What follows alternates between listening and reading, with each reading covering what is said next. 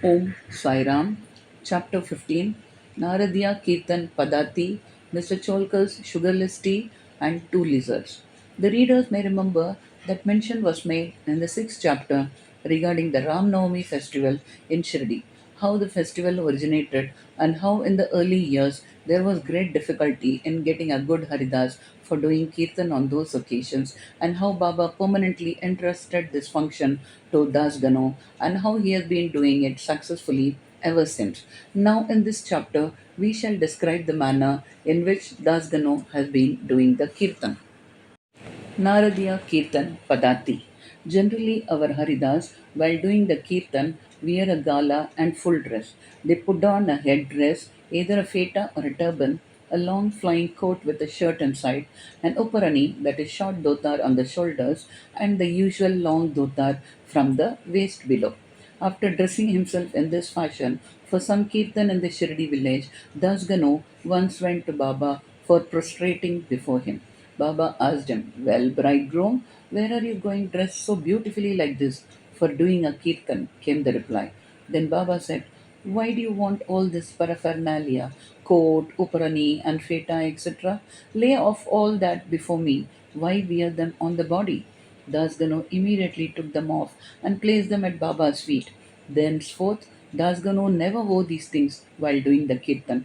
He was always bare from waist upwards, a pair of chiplis was in his hand, and a garland round his neck. This is not in consonance with the practice generally followed by all the Haridas, but this is the best and purest method. Sage Narada, from whom the Kirtan Padati originated, wore nothing on his torso. He carried a veena in his hand and wandered from place to place, singing the glory of the Lord. Mr. Cholkar's sugarless tea.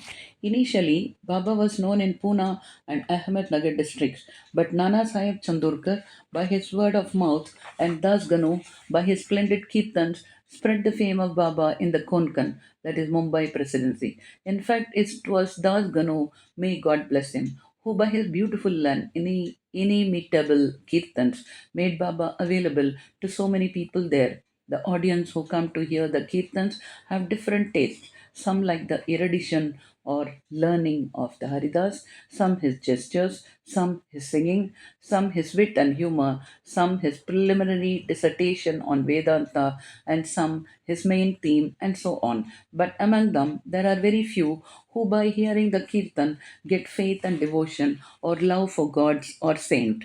The effect of hearing Das Gano's Kirtan on the minds of audience was, however, electric, as it were. We give an instance here. Dasganu was once doing his kirtan and singing the glory of Sai Baba in the Kapineshwar temple in Thana. One Mr. Cholkar, a poor man serving as a temporary employee in the civil courts in Thana, was amongst the audience. He heard Dasganu's kirtan most attentively and was much moved. He there and then mentally bowed and vowed to Baba, saying, "Baba, I am a poor man, unable to support my family. If by your grace I pass the departmental examination and get a permanent post, I shall go to Shirdi, fall at your feet, and distribute sugar candy in your name." As luck would have it, Mr. Cholkar did pass the examination and did get the permanent post, and now it remained for him to fulfill his vow, the sooner the better. Mr. Cholkar was a poor man with a large family to support, and he could not afford to pay for the expenses of a Shirdi trip. As is well said, one can easily cross over Nane Ghats in the Tana district or even the Sahyadri range, but it is very difficult for a poor man to cross the Umbar Ghat, that is the threshold of his house. As Mr. Cholkar was anxious to fulfill his vow as early as possible, he resolved to cut down his expenses and save money. He determined not to use sugar in his diet and began to take his tea without it.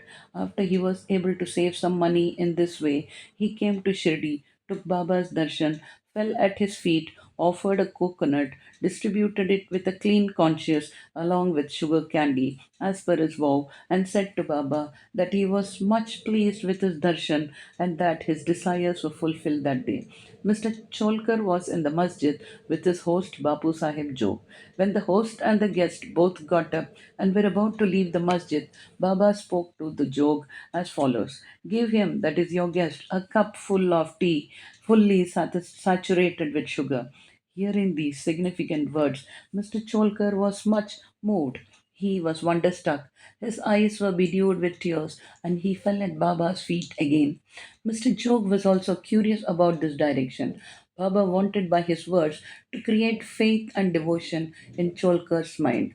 He hinted, as it were, that he got the sugar candy as per his vow, and that he knew fully well his secret determination not to use sugar in his diet. Baba meant to say, if you spread your palms with devotion before me, I am immediately with you day and night. Though I am here physically, still I know what you do beyond the seven seas. Go wherever you wish, over the wide world, I am with you. My abode is in your heart, and I am within you. Always worship me, who is seated in your heart, as well as in the hearts of all beings. Blessed and fortunate indeed is he who knows me thus. What a beautiful and important lesson Baba had thus imparted to Mr. Cholkar. Two lizards. Now we close this chapter with the story of two little lizards. Once Baba was sitting in the masjid, a devotee sat in front of him when a lizard tick ticked. Out of curiosity, the devotee asked Baba whether this tick ticking of the lizard signified anything good or was it a bad omen. Baba said that the lizard was overjoyed as her sister from Aurangabad was coming to see her. The devotee sat silent, not making out the meaning of Baba's words. Immediately, a gentleman from Aurangabad came on horseback to see Baba. He wanted to proceed further, but his horse would not go as it was hungry and wanted grams. He took out a bag of grams from his shoulder to bring grams and dashed it on the ground to remove dirt. A lizard came out from there and, in the presence of all, climbed up the wall. Baba asked the questioner devotee to mark her well. She at once went strutting to her sister. Both the sisters met each other after a long time, kissed and embraced each other, whirled round and danced with love. Where is Shirdi? Where is Aurangabad for the lizard? How should the man on horseback come there from Aurangabad with the lizard?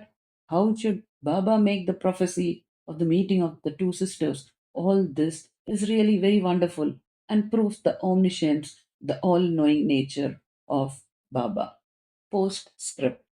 He who respectfully reads this chapter or studies this daily will get all his miseries removed by the grace of the Sadguru Sai Baba. Bow to Sri Sai. Peace be to all.